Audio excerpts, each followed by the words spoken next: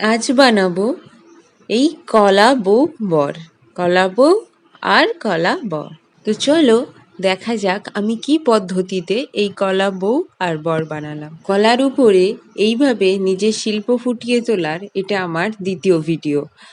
আগের ভিডিওতে আমি কলার উপরে কলকা করার চেষ্টা করেছিলাম।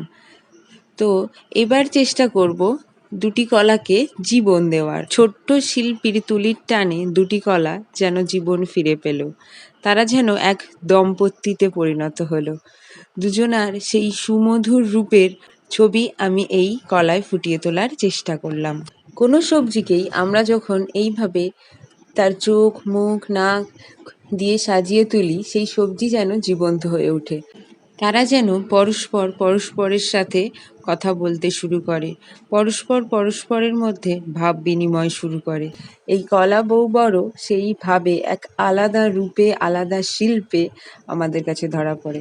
রং আর তুলি দিয়ে আমার কলা বউ একদম তৈরি হয়ে গিয়েছে, কিউট কলা বউ। আর তার সাথে কলা বউয়ের বর। তো কলা বউ কলা বর একদম তৈরি।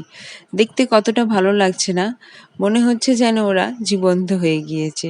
একটু রং আর একটু তুলির টানাটানিতে দুটি কলা যেন নতুন রূপ ফিরে পেয়েছে। এই যে আমার কলা বউ আর কলা বর। দেখতে আমার তো মিষ্টি লাগছে, আপনাদের কেমন লাগছে অবশ্যই জানাবেন। Bye bye. আমাদের দুজনকে আজ কেমন লাগছে অবশ্যই জানাবেন।